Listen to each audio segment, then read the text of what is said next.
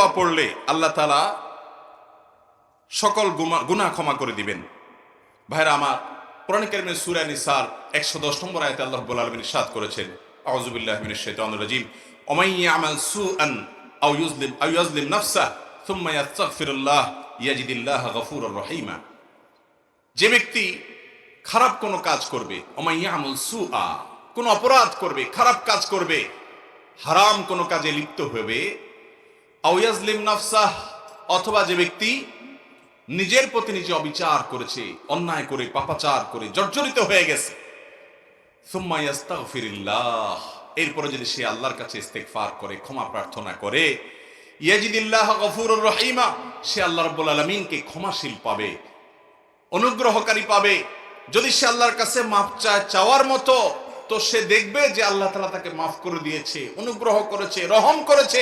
পৃথিবীর কোন আদালতের কাছে মানুষ যদি অপরাধ স্বীকার করে বলে আমি ভুল হয়েছে আমাকে মাফ করে দেন, আদালত বা কোনো বিচারক দুনিয়ার বলবে না ঠিক আছে, অপরাধ সন্দেহাতীত ভাবে প্রমাণিত হয়েছে, যেহেতু তিনি অনুতপ্ত হয়েছেন সেজন্য তাকে ক্ষমা করে দেওয়া হলো, এটা দুনিয়ার আদালত বলবে না। কিন্তু আল্লাহ রাব্বুল আলামিন আহকামুল হাকিমিন, বান্দা যত অপরাধ করুক, পাপ করুক, যদি তার কাছে ক্ষমা প্রার্থনা করে, লজ্জিত হয়, অনুতপ্ত হয়, মাথা অবনত করে, নিজেকে ভৎসনা করে, কেন আমি এই কাজ করলাম, এত খারাপ কাজ করলাম, এবং সংকল্প করে না আমার জীবনের রুট এবং মোড পরিবর্তন করব, আমার মোড় আমি চেঞ্জ করে ফেলবো, আমি ভিন্ন রুটে চলবো, আমি তওবা করব, ইস্তেগফার করব, তাকওয়ার পথে চলবো, হারাম পথ ছেড়ে দিব। যদি আল্লাহর কোনো বান্দা মনে মনে এভাবে নিয়ত করেন, কোন যুবক ভাই যদি এরকম প্রতিজ্ঞা করেন যে আমার রুট আমি চেঞ্জ করে ফেলবো, মোড় পরিবর্তন করে ফেলবো, আল্লাহ রাব্বুল আলামিন যত অপরাধ করুক না কেন সকল অপরাধ মাফ করে দিবেন। আল্লাহ বলেছেন লা তাকনাতু মির রাহমাতিল্লাহ, আল্লাহর রহমত থেকে আশাহত হইও না, ইন্নাল্লাহা ইয়াগফিরুয যুনুবা জামিআ, আল্লাহ সকল অপরাধ মাফ করে দিবেন। আমাদের অনেক যুবক ভাই আছেন, অনেক বোন আছেন, অনেক বিভিন্ন বয়সের মানুষ আছেন, শয়তান তাদেরকে ওয়াসওয়াসা দেয় এই বলে তুই এত পাপ করেছিস, এত অপরাধ করেছিস, কোন মুখে আল্লাহর কাছে মাপ চাইবি, কোন মুখে আল্লাহর কাছে তওবা করবি, আল্লাহর কাছে কেমনে মাপ চাইবি, থাক দরকার নাই, এই মুখ নিয়ে আল্লাহর কাছে মাপ চাওয়ার মতো অবস্থা নাই। এই কথা যদি আপনার মনে কখনো জাগ্রত হয়, উদ্রেক হয়, তাহলে আপনি নিশ্চিত হয়ে যাবেন আপনার আশপাশে ইবলিস ভরে গেছে এবং আপনার উপরে ভর করেছে, আপনার ধ্বংসের চূড়ান্ত পথে আপনাকে নেয়ার জন্য সে চেষ্টা করছে। নিরাশ হওয়া এটা মুসলমানকে সাজে না। আপনার পাপ যত বেশি হোক না কেন, আল্লাহর রহমতের পাওয়ার তার চাইতে অনেক বেশি। এই জন্য দরকার হলো ইস্তেগফার, তওবায়ে নাসুহা। আল্লাহ আমাদেরকে তওবায়ে নাসুহা করার তৌফিক দান করুন।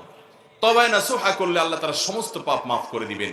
সেটার জন্য প্রয়োজন হলো মন থেকে নিজের প্রতি নিজে ভৎসনা করা যে আমি কেন করলাম, লজ্জিত হওয়া, অনুতপ্ত হওয়া, আল্লাহর কাছে কায়ে মনোবাক্যে মাপ চাওয়া, চোখের পানি দিয়ে, মালিক জাহান্নামের আগুন সহ্য করার মতো ক্ষমতা নাই। এবার পাপের প্রায়শ্চিত্ত শুধু আখিরাতেই হবে তা নয়, দুনিয়াতেও এর প্রায়শ্চিত্ত আমার করতে হতে পারে। আল্লাহ আপনি আমাকে মাফ করে দেন, আমি আর কখনো করব না। দুনিয়ার আদালত মাফ না করলেও আল্লাহ রাব্বুল আলামিন ওয়াদা করেছেন ইয়াজিদিল্লাহা গফুরুর রহিমা। নিজের প্রতি নিজে অবিচার করার পর, খারাপ কাজ করার পর তওবা করে মাফ চাইলে আল্লাহ তাআলা মাফ করে দিবেন এবং অনুগ্রহ করবেন ইনশাআল্লাহ। ভাইরা আমার, আল্লাহর কাছে মাফ চাওয়ার জন্য মনের এই অবস্থা হতে হবে, এটা হলো মূল বিষয়। এর পাশাপাশি ইস্তেগফারের দোয়াও নবী করিম সাল্লাল্লাহু আলাইহি ওয়াসাল্লাম শিক্ষা দিয়েছেন। ইস্তেগফারের জন্য সবচেয়ে শ্রেষ্ঠ দোয়া হলো সাইয়্যিদুল ইস্তেগফার। সাইয়্যিদুল ইস্তেগফার হলো আল্লাহর কাছে ক্ষমা প্রার্থনার যত দোয়া আছে এর ভিতরে সবচেয়ে সেরা এবং শ্রেষ্ঠ দোয়া। শিখতে চান? আমরা অনেকেই জানি আলহামদুলিল্লাহ, প্রত্যেক ইমানদারের এই দোয়া মুখস্থ করা উচিত। সাইয়্যিদুল ইস্তেগফারের যে মর্ম, এর যে অর্থ, এটা যদি আপনি লক্ষ্য করেন আপনি দেখবেন সুবহানাল্লাহ, অত্যন্ত মর্মস্পর্শী, হৃদয়স্পর্শী, একেবারে অন্তরকে গলিয়ে দেওয়ার জন্য যথেষ্ট এরকম একটি দোয়া।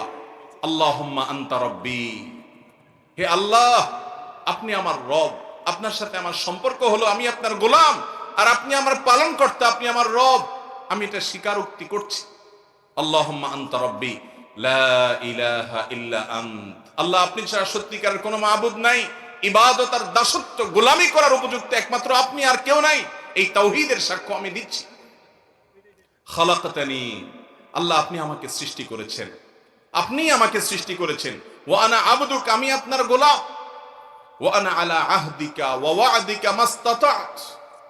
আল্লাহ, আমি আপনার সঙ্গে কৃত যে ওয়াদা আছে, আমি যে সৎপথে চলার প্রতিজ্ঞা করেছি, আমি যে ঈমান এনেছি, আমি যে স্বীকারোক্তি দিয়েছি যে আপনি আমার রব, এই ওয়াদার উপর, আপনার সঙ্গে করা অঙ্গীকারের উপরে যতটুকু সম্ভব আমি থাকার চেষ্টা করেছি। তবে এটা ঠিক যে আমি যতই চেষ্টা করি না কেন, যতই আমি প্রচেষ্টা চালাই না কেন, আমার দ্বারা অনেক অপরাধ হয়ে গেছে, অনেক গুনাহ হয়ে গেছে। আউযু বিকা মিন শাররি মা সানাত। আল্লাহ, আমি যা করেছি পাপাচার, অপকর্ম, গুনাহ, অপরাধ, আমার এই কর্মের যে ফল হতে পারে, এটার যে চরম পরিণতি হতে পারে, এর যে ক্ষতি হতে পারে, এর যে অনিষ্ট হতে পারে, এটা থেকে আমি আপনার কাছে পানাহ চাই। আল্লাহ, আমাকে যেন সেই ক্ষতি স্পর্শ না করে আপনি মাফ করে দেন। খালাকতানি ওয়া আনা আবদুকা ওয়া আনা আলা আহদিকা ওয়া ওয়া'দিকা মাস্তাতা'ত আউযু বিকা মিন শাররি মা সানাত। আমি যা করেছি এর ক্ষতি থেকে আপনার থেকে পানাহ চাই। আউযু বিকা মিন শাররি মা সানাত আবুউ লাকা বিনি'মাতিকা আলাই। আল্লাহ, আপনি আমার প্রতি যে নেয়ামত দিয়েছেন আমি স্বীকার করি। ওয়া আবুউ লাকা বিযামবি, নেয়ামত ভোগ করার পরেও প্রতি মুহূর্তে নেয়ামত ভোগ করে চলেছি। কত দুর্ঘটনা আমাকে পেতে পারে, কত অ্যাক্সিডেন্ট হতে পারে, এই সব থেকে আপনি রক্ষা করছেন। সব নেয়ামত আমি ভোগ করছি, স্বীকার করি। ওয়া আবুউ লাকা বিযামবি, নেয়ামত ভোগ করার পরে আবার অপরাধ করছি, সেটাও স্বীকার করি।